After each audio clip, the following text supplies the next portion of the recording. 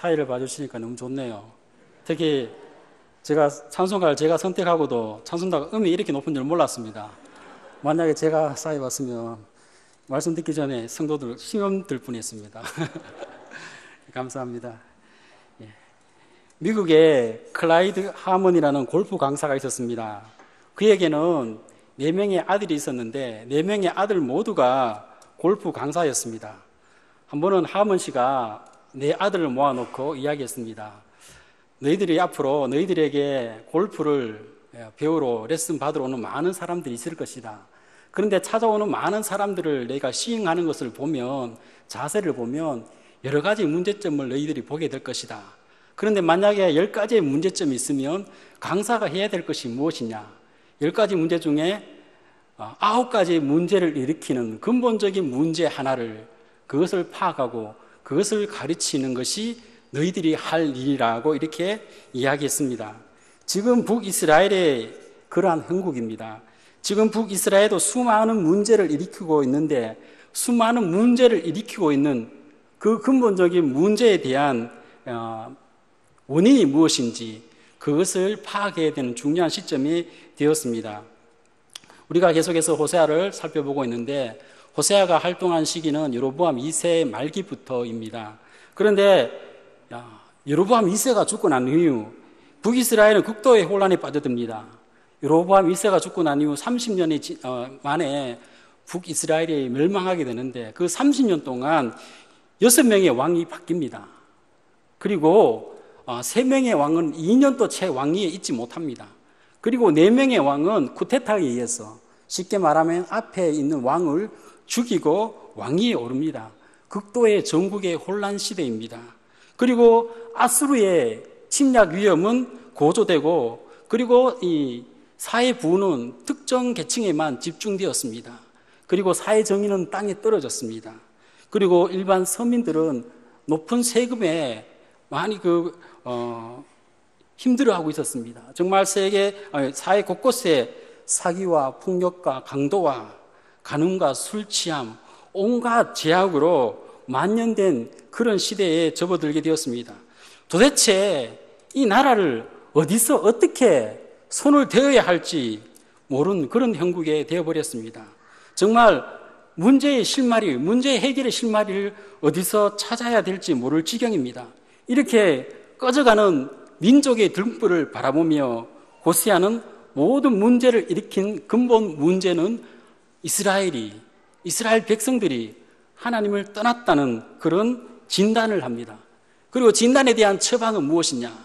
하나님께 돌아가는 것만이 유일한 살 길이라는 처방을 내립니다. 물을 떠난 물고기는 살 수 없습니다. 배는 바다에 있어야 합니다. 육지에 올라오면 쓸모가 없습니다. 기차는 내일을 벗어나면 고철 덩어리에 지나지 않습니다. 사람은 하나님 안에 있어야 합니다. 특히 하나님의 백성은 하나님 안에 있어야만 그 삶을 살아갈 수가 있습니다. 하나님을 떠난 인생은 잠시는 잘 되는 것 같지만 결국은 인생은 무너지게 되어 있습니다. 지금 북이스라엘이 이처럼 갈기갈기 찢겨지고 나라 온 전체가 상처투성이가 된 것은, 그것은 하나님이 그들을 찢으셨기 때문입니다. 하나님이 그들을 치셨기 때문입니다. 왜? 하나님께로 돌아오라고. 패배해가는 북이스라엘, 이제는 더 이상 희망이 없어 보이는 북이스라엘, 그래도 그들에게는 희망이 있습니다. 유일한 살 길이 있습니다. 그것은 무엇이냐? 하나님께로 돌아가자. 하나님께로 돌아가야 한다는 그런 호세아의 호소가 우리가 1절에서 우리가 볼 수가 있습니다. 예. 그래서 여러분 또 여러분 인생 가운데 정말 여러분 가정이나 여러분 개인이 정말 어찌할 바 모르는 그런 형국에, 그런 상황에, 그런 코너에 몰린 적이 없습니까? 정말 실타래처럼 꼬여버린 내 인생, 정말 무너져버린 우리 가정, 갈기갈기 찢겨진 내 인생, 내 사업, 내 하는 모든 일, 그것을 바라보며 어떻게 문제의 실마리를 찾아야 할지 여러분 막막할 때가 있습니까? 그때는 제일 먼저 해야 되는 것은 하나님과의 나의 관계를 살펴보는 겁니다. 내가 과연 하나님을 떠나지는 않았나? 내가 하나님께 멀어져 있지 않는가? 먼저 그것부터 살펴보는 것입니다. 만약에 그것이 모든 문제가 원인이 내가 하나님께로부터 떨어졌기 때문에, 멀어졌기 때문에 생긴 문제라면 여러분, 다른 아무 소용도, 다른 아무 노력도 필요 없습니다. 하나님께 돌아가야만 해결되어집니다. 그런데 우리가 살다 보면 나는 분명히 하나님 말씀대로 살고 있는데도 불구하고 그런 어려움을 우리가 당할 때가 있습니다. 그때는 인내하십시오. 참고 기다리십시오. 하나님이 선한 길로 인도해 주실 것입니다. 이제 우리가 하나님이 이스라엘을 치셨기 때문에 이스라엘은 거의 이제 살아날 가망이 없는 것처럼 보입니다. 그렇지만 하나님 앞에 돌아가는 인생, 하나님을 찾는 그 인생에는 희망이 있고 소망이 있음을 우리가 2절에서 알게 됩니다. 우리가 하나님께 돌아가면 1절에서 하나님은 우리를 낫게 해주실 것이다. 우리를 싸매 주실 것이다. 그리고 우리를 이틀 후에 살리시며 셋째 날에 일으키실 것이다. 이것은 무엇입니까? 우리의 형편이 아무리 이제는 더 이상 희망이 없고 더 이상 소망이 없는 같은 그런 막막한 현실이라도 하나님께 나가면 하나님께서 그것을 회복시켜 주시고 그것을 다시 일으켜 주신다는 것입니다. 하나님은 능력의 하나님이십니다. 아골골짜기의 뼈들도 하나님께서 말씀하시니 그 뼈들이 생기를 얻고 큰 군대를 이루었습니다. 그래서 우리가 살아있는 난, 우리의 목숨이 붙어있는 난, 하나님께 돌아갈 희망이, 소망이 있는 난, 그런 시간이 기회가 주어지는 한 우리 인생에는 절망이 없습니다. 그래서 우리가 이스라엘 백성들은 유일한 살 길, 하나님께 돌아가는 것이었습니다. 그런데 이스라엘은 안타깝게도 하나님께로 돌아가지 못했습니다. 그렇지만 우리는 이것을 말씀을 보면서 역사가 토인비가 이런 이야기를 했습니다. 많은 사람들이 역사를 통해서 배우는 것은 무엇이냐? 사람들이 역사를 통해서 배우는 것은 그들이 역사를 통해서 아무것도 배우지 않는 것이다. 사람들이 역사를 공부하고 배우는 것 같지만 사실은 그것을 통해 얻는 교훈이 없대요. 우리 또한 그렇지 않습니까? 우리는 말씀을 보면서 이 사람들 정말 어리석네. 하나님께 돌아갔으면 하나님께서 이들을 회복시켜 주셨을 건데 이렇게 우리는 이야기하면서 정작 우리 또한 이 북이스라엘의 똑같은 전처를 받는 어리석은 삶을 살고 있지는 않은지 우리 자신을 한번 돌이켜 봐야겠습니다. 우리가 하나님께 돌아가면 그 다음에 우리가 해야 될 것이 뭐냐? 하나님과 함께 살기 위해서 우리가 해야 하는 것은 뭐냐? 3절에 보면 여호와를 알자. 힘써 여호와를 알자. 여호와를 알자고 합니다. 그것도 힘써 여호와를 알자고 합니다. 북이스라엘에 하나님을 모르는 사람이 없는데 하나님을 알자고 합니다. 하나님을 안다는 것은 무엇일까요? 여기서 하나님을 안다는 것은 하나님의 성품이라든지 하나님의 속성이라든지 하나님께서 하신 놀라운 그런 일들을 아는 것일까요? 물론 그것은 그것도 이야기에 포함됩니다. 우리가 하나님이 어떤 하나님인지 성경 속에 어떤 하나님인지를 우리가 바로 알아야 됩니다.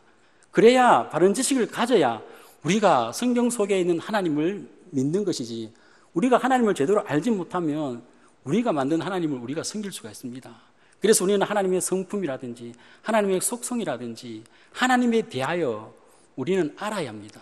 그런데 여기서 안다는 것은 그런 하나님에 대하여 객관적인 지식뿐만 아니라 하나님 자체를 알아야 됩니다. 하나님 자체를 알아야 합니다. 여러분, 우리가 요즘에는 인터넷이 발달했지 않습니까? 그래서 인터넷을 통해서 우리가 원하는 유명인들의 신상은 우리가 얼마든지, 신상 정보는 얼마든지 우리가 정보를 수집할 수 있습니다. 어떤 유명인의 정보를 우리가 상세하게 수집했다고 해서 우리가 그 사람을 아는 것이 아니지 않습니까? 그 사람에 대하여는 좀 안다 할지라도 그 사람 자체는 우리가 안다고 할 수 없을 것입니다. 그래서 여기서 여호와를 힘써 알자는 것은 하나님에 대한 객관적인 지식 또한 알지만 그 객관적 지식뿐만 아니라 하나님과 인격적인 교제를 통하여 그 하나님, 성경 속에 있는 그 하나님을 내 삶 속에서 체험하자는 겁니다. 깨닫자는, 우리가 그 하나님을 우리 삶 속에서 만나서 깊은 교제를 통하여 깊은 관계를 맺자는 것입니다. 사실 우리가 사람은 정말 알기 힘듭니다. 예, 10길 물속은 알아도 한 길 사람 속은 모른다고 하는 말이 있지 않습니까? 사람은 정말 알기 힘듭니다. 왜? 사람은 변덕이 심합니다. 그래서 정말 알기 힘듭니다. 그렇지만 하나님은 새벽빛같이 어김없이, 이것이 뭡니까? 새벽이 되고 아침이 되면 해가 뜨지 않습니까? 이것은 자연의 법칙입니다. 항상 일정합니다. 그렇듯이 하나님은 신실하신 분입니다. 그래서 우리가 하나님을 알려고 할 때, 힘써 하나님을 알고려고 할 때 우리는 하나님을 알 수 있고 우리가 하나님을 만날 수 있다는 것입니다. 힘써는 이게 히브리어 라다프라는 그 단어인데, 이것은 뭐냐? 사냥감이 먹이를 추적하듯이 집요하게 추적하는 겁니다. 하나님을 우리가 알고자 하는데 하나님을 아주 힘써 집요하게 하나님을 알아가는 것, 그 하나님을 내 삶 속에서 우리가 교제를 통해서 하나님을 경험하는 것. 오늘의 시대는 어느 시대보다도 하나님에 대한 지식은 넘쳐납니다. 우리는 모든 사람들이 성경을 쉽게 접할 수 있습니다. 그리고 성경 원어를 주해한 주석도 얼마든지 우리가 구해볼 수가 있습니다. 그리고 성경 원어를 잘 해설해 놓고 분석해 놓은, 분해해 놓은 성경 프로그램을 우리가 얼마든지 활용할 수 있습니다. 그리고 서점에는 수많은 신학 서적이 넘쳐납니다. 어느 시대보다도 하나님에 대한 지식은 넘쳐나는 시대입니다.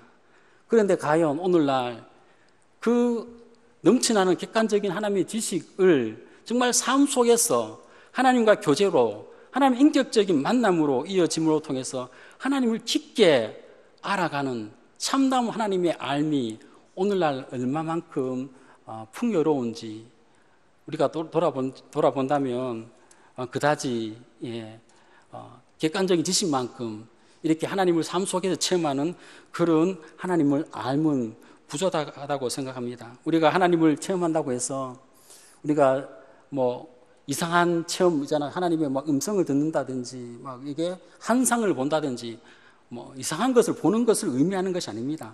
하나님을 체험한다는 것은 우리가 매 순간순간 하나님이 나와 함께 하심을 의식하는 겁니다. 그리고 매사 그분을 인정하는 것입니다. 그리고 모든 일을 함에 있어서 그분의 뜻을 묻는 것입니다. 그리고 그 뜻을 알았을 때는 그 뜻을 순종하는 것입니다. 그러므로 통해서 우리 삶 속에서 하나님과 늘 함께 함으로 통해서 하나님이 무엇을 좋아하시고 무엇을 싫어하시고 어떤 것을 원하시는 것인지 우리가 알아가는 것입니다.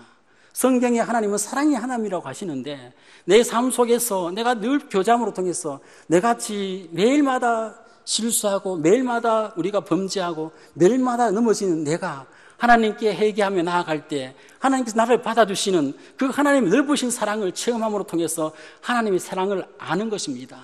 그리고 하나님의 거룩하심, 하나님의 자비하심, 능력의 하나님, 그 하나님을 내 삶 속에 교제를 통해서 인격적인 관계를 통해서 그분을 우리가 만나게 될 때 우리가 하나님을 안다고 할 수 있습니다. 우리가 대구에서 만약에 어느 유명한 식당에 또 갑시다. 맛있는 식당. 그래서 사람들의 소문을 들어서 어느 식당에 가면 그 집 음식은 맛있어라고 이야기하면 우리는 그 집 음식은 맛있구나라 정도는 알 수 있습니다. 그렇지만 우리가 가서 직접 먹어보지 않고는 그 음식이 진짜 어떤 맛인지 우리가 알 수 없습니다. 한번 먹어봐야 그 집 음식이 맛있구나 하는 것이 우리가 몸에 느껴집니다. 그것이 진짜 내가 그 음식을 맛을 아는 게 되는 것입니다. 똑같습니다. 우리는 하나님을 이 교회 속에, 이 성경 속에 가둬두는 것이 아니라 하나님을 내 삶에 모시고 하나님과 늘 동행함으로 통해서 하나님의 성품을 내가 매일마다 느끼고 체험하는 것입니다. 그로 통해서 우리가 하나님을 알아가는 것, 그 안까지 포함된 알미, 우리가 호세아에서 말하는 여호와를 알자는 것입니다. 여호와를 알자는 것입니다. 그런데 하나님께서는 우리와 얼마만큼 깊은 교제의 관계를 원하시느냐 하면 이 알자라 이 단어가 창세기에 가면 창세기 4장 1절에 이런 말씀이 있습니다. 아담이 그의 아내 하와와 동침하매 하와가 임신하여 가인을 낳고, 창세기 4장 1절에 그래서 이 아담이 아내 하와와 동침함에 있을 때 이 동침이란 단어와 알다는 단어가 똑같습니다. 그만큼 이 깊은 그런 관계를 의미합니다. 하나님은 우리와 깊은 인격적인 교제를 원하십니다. 교제를 원하십니다. 우리가 이 하나님을 아는 게 얼마나 중요한지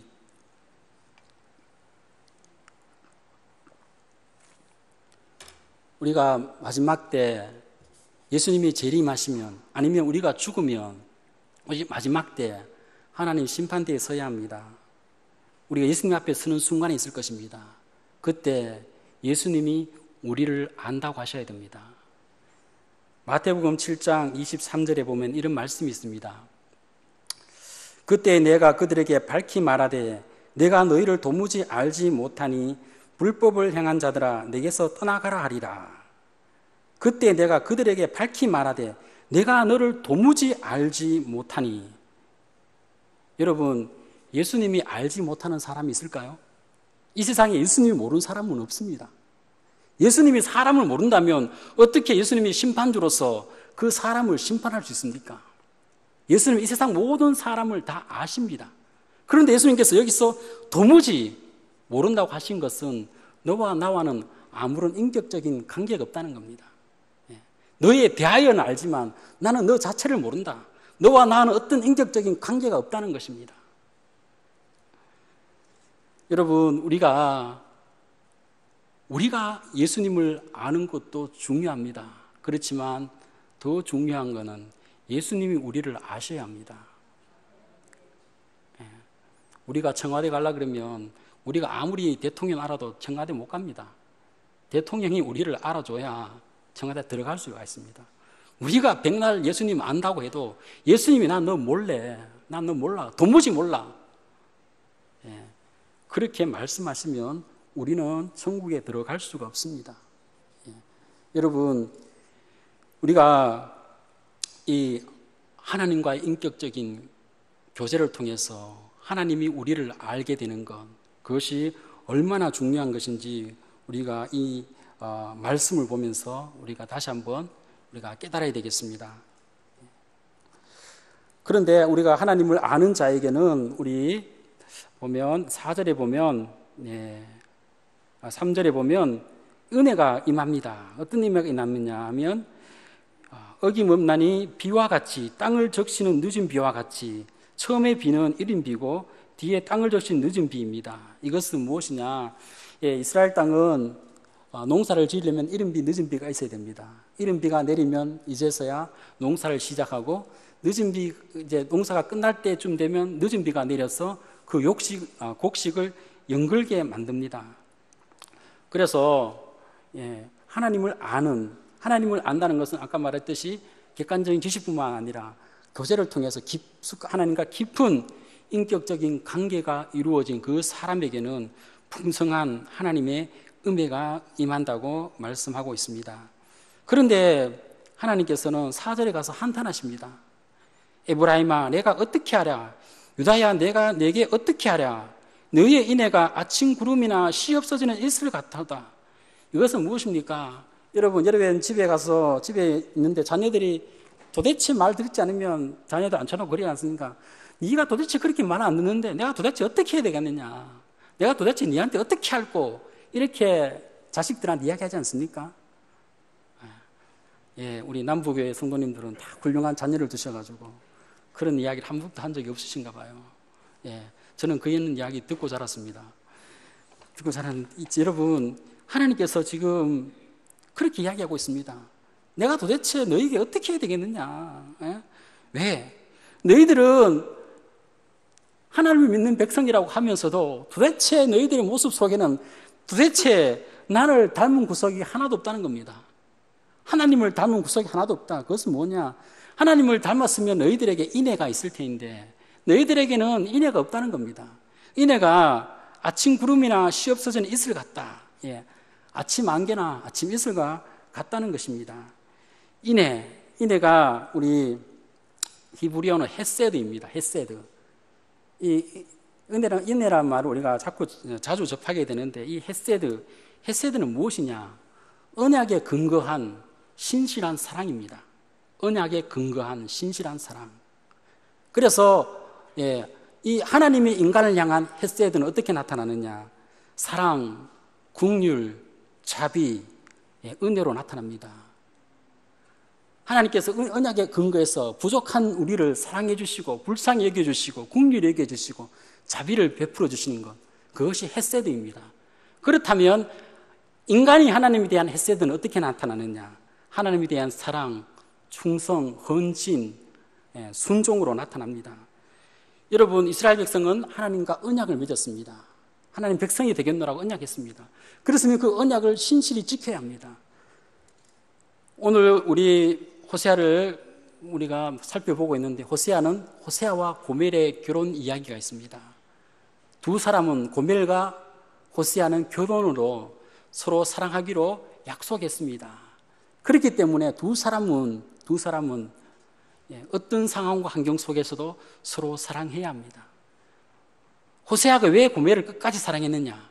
그것은 결혼에 기초한, 사랑하기로 언약했기 때문에, 약속했기 때문에 바람났지만, 도망갔지만, 집 나갔지만, 그렇지만 끝까지 사랑하는 것, 언약의 근거에서 끝까지 사랑하는 그 사랑이 헤세드입니다.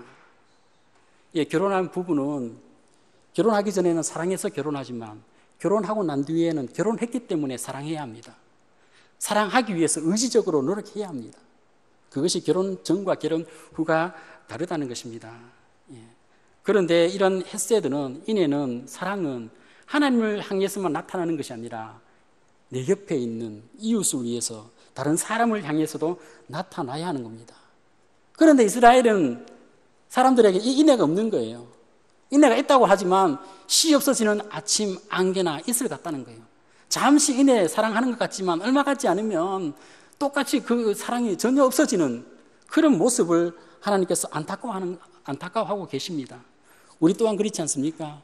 나는 이제 하나님 말씀대로 살아봐야 되지. 이제는 정말 하나님 신앙생활을 말씀대로 제대로 해야 되지 결단합니다. 그런데 그 결단이 식어버리지 않습니까? 여러분, 하나님은 우리의 한 번의 결단에, 한 번 욱하는 열정에 감동하지 않습니다. 마지막 때 예수님께서는 말씀하셨습니다. 나는 너희를 평가할 것이다. 너희를 판단할 것이다. 무엇으로? 너희의 열매로. 너희의 열매를 보고 내가 너희를 판단할 거라고 예수님께서 말씀하셨습니다. 그 열매는 무엇이냐? 한 번의 결단으로, 한 번의 욱하는 열정으로 맺혀지는 것이 열매는 아닙니다. 열매는 내가 결단했는 것이 삶으로 이어지고 꾸준히 추구되어지고 꾸준히 행했을 때 얻어지는 행위의 마지막 결과물입니다. 그래서 예수님께서 마지막 그 결과물, 열매로 너희를 안다고 하셨습니다. 그런데 이스라엘은 그런 열매가 없었습니다. 한번 이 말씀대로 행할 봐야 되지, 이렇게 잠깐 생각했다가 결단했다가 사라져 버렸다는 것입니다. 그래서 하나님께서는 5절에서 선지자를 통해서 심판을 선언하셨습니다. 그 심판을 선언한 그 심판의 말씀을 그대로 행할 것임을 말씀하고 계십니다. 그리고 다시 한번 6절에서 하나님께서 말씀하십니다. 하나님께서 진정으로 원하는 것은 무엇인지 말씀해 주십니다. 나는 인애를 원하고 제사를 원하지 않으며 번제보다도 하나님 아는 것을 원하노라. 여러분, 여름철이 되면 우리가 가장 많이 먹는 과일이 수박입니다. 저도 수박을 무지 좋아합니다. 그런데 우리가 마트에 가서 수박을 사기 전에 단 수박, 당도가 높은 수박, 잘 익은 수박을 우리가 고르기 위하여 어떻게 합니까? 꼭지도 보고 무늬도 보고 두들겨도 봅니다. 그죠? 그리고 싱싱한지 안 싱싱한지 이리 보고 저리 봅니다. 그래서 이게 잘 익은 수박인 것 같아. 그래서 이제 집에 사가지고 갑니다. 그런데 집에 가서 딱 갈랐습니다. 갈랐는데 안에 하나도 안 익었으면, 또 뻘겋기는 뻘겋는데 먹으면 하나도 당도가 없으면 달지 않으면 여러분 허탈하지 않습니까? 그날 하루 저녁에 별로 기분이 나쁘잖아요. 안 좋잖아요. 지금 이스라엘의 형편이 그렇습니다. 하나님께서 이스라엘이 겉모습에 그런 신앙행위가 있습니다. 제사도 드리고 그런 신앙행위를 합니다. 그런데 하나님께서 신앙행위의 그 껍질을 벗겨보니, 속을 들여다보니 하나님께서 가장 원하시는 인애가 없다는 겁니다. 예. 하나님을 아는 그런 교제가, 하나님을 아는 그런 지식이 없다는 것입니다. 예. 본질이 없다는 거죠. 겉만 번지르한 그런 이들의 신앙의 모습이라는 거죠. 여러분, 우리 신앙생활의 최종 목표는 무엇입니까? 우리 신앙의 최종 목표는 하나님께서 우리를 왜 구원하셨습니까? 우리 구원이 마지막 종결점이라면 우리는 하나님께서 지금 당장 우리를 데려가셔야 합니다. 하나님께서는 우리를 구원하셔서 마지막을 어떻게 하기를 원하시느냐? 우리를 예수 그리스도의 형상까지 자라게 하시길 원합니다. 하나님 형상을 닮게 하는 것이, 우리가 하나님 형상을 닮아가는 것이, 예수님 형상을 닮는 것이 최종 목표입니다. 물론 우리가 이 땅에서는 그 목표를 이룰 수가 없습니다. 저 천국에 갔어야만 이룰 수 있습니다. 그렇지만 우리 인생, 우리 이 땅에서 구원받은 것으로, 내가 믿는 것으로 끝나는 것이 아니라 예수 그리스도를 닮는 데까지 나아가야 합니다. 보이지 않는 하나님, 그 하나님이 이 땅에 오셔서 온전히 하나님의 성품을 보여주신 분이 있습니다. 그분이 예수님입니다. 그래서 우리는 신앙의 최종 목표는 무엇이냐? 예수님을 닮는 것입니다. 우리가 기도하고 봉사하고 말씀 읽고 회개하고 교회에 헌신하고 그 모든 최종 결과는 무엇이냐? 예수님을 닮기 위함인 것입니다. 많은 신앙의 이유가 있는데도 불구하고 가장 원하시는 하나님을, 예수님을 닮는 모습이 없으면 입만무성한 무화과와 똑같다는 겁니다. 여러분, 하나님께서는 물론 우리가 교회 열심히 헌신하고 헌금하고 봉사하고 기뻐하십니다. 그런데 하나님께서 가장 기뻐하시는 것은 무엇이 가장 기뻐하시느냐? 하나님이 우리를 봤을 때 우리 속에서 하나님의 성품이 발견되어지는 것, 하나님의 성품이 보여질 때, 예수 그리스도의 모습이 보여질 때 하나님은 너무 기뻐하십니다. 여러분의 자녀들을 데리고 이제 밖으로 외출을 한다 했을 때 길 가는 사람들이 아기가 엄마 닮았네요, 아빠 닮았네요 이야기하면 여러분 기분 좋지 않습니까? 자식이 내 닮았던 건 당연한데도 불구하고 남들이 그리 이야기해 주면 기분 좋습니다. 하나님도 똑같습니다. 하나님은 우리가 하나님 닮는 걸 원합니다. 우리 모습 봤을 때 하나님의 성품이 보여지는 것, 예수 그리스도의 모습이 보여지는 것, 그러면 하나님께서 기쁨을 주체할 수 없습니다. 그런데 이스라엘 백성은 보았는데 도대체 하나님 닮는 구석이 하나도 없는 거예요. 그러니까 하나님께서 너무 안타까워하십니다. 우리가 우리를 여러 가지로 표현할 수 있지만 인애를 사랑으로 표현하는 게 정말 가장 우리가 또 적합할 수도 있습니다. 우리 예수님의 성품을 한 단어로 우리가 이야기하자면 사랑이지 않습니까? 사랑. 여러분, 여기 물이 있습니다. 물이 있는데 물은 있잖아요. 분해하면 뭐로 이루어진지 아십니까? 물의 원소가 뭔지 아십니까? 물을 분해하면요, 전기 분해하면 H2O, 산소와 수소로 이루어져 있습니다. 우리가 밖에 낮에 보면 햇빛이 있지 않습니까? 햇빛을 그냥 보면 우리가 색깔을 모르지만 프리즘을 통과시키면 햇빛이 몇 가지 색깔로 나타나는지 아십니까? 빨주노초 파남보 7가지 색깔로 나뉘어집니다.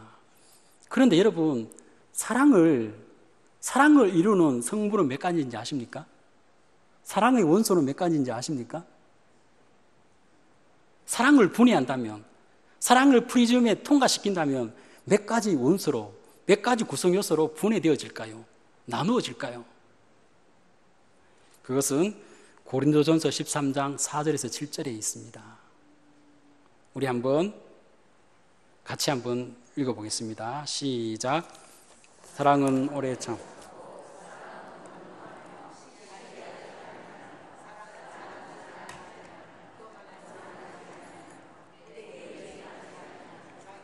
자기 굳지 아니하며 썩내지 아니하며 악한 것을 생각하지 아니하며 불의를 기뻐하지 아니하며 진리와 함께 기뻐하고 모든 것을 참으며 모든 것을 바라며 모든 것을 견디느니라.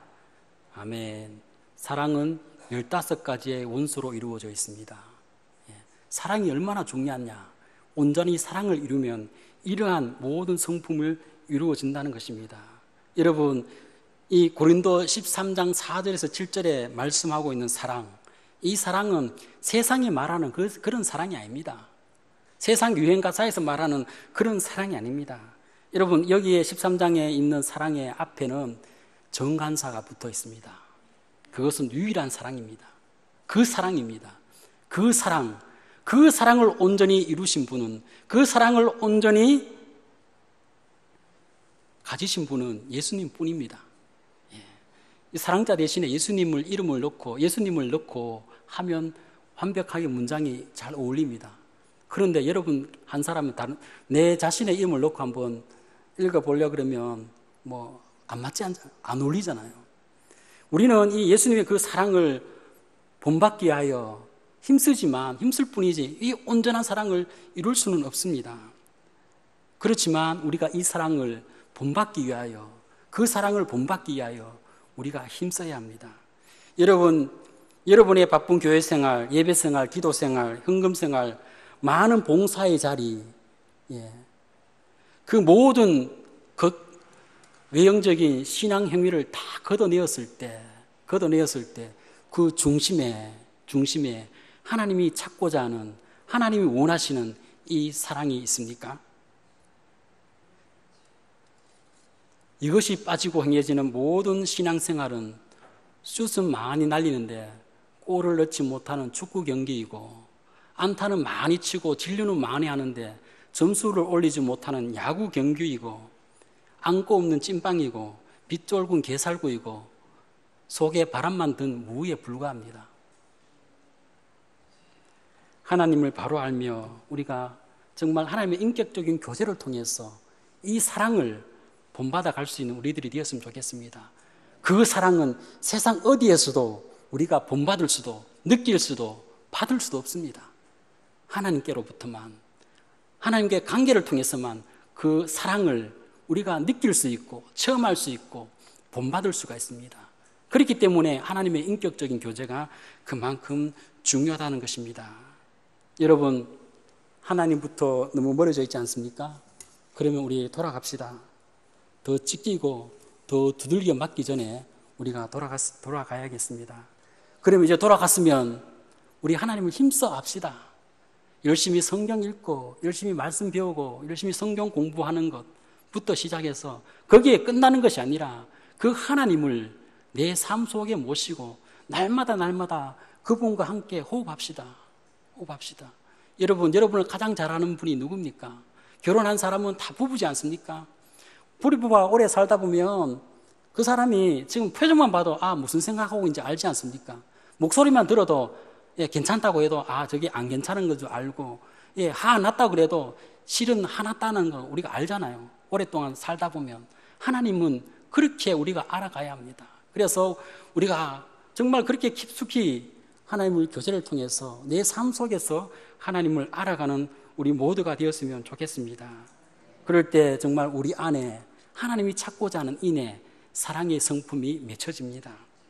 이스라엘 보시며 한숨을 쉬셨던 그 하나님, 지금 이 시간 우리를 보고 있다면 한숨을 쉬게 했던 그 하나님에게 여러분은, 여기 앉은 우리 모두는 하나님께 기쁨을, 미소를, 웃음을 드릴 수 있는 아름다운 사랑의 열매를 맺어가는 성도님들이 되었으면 좋겠습니다.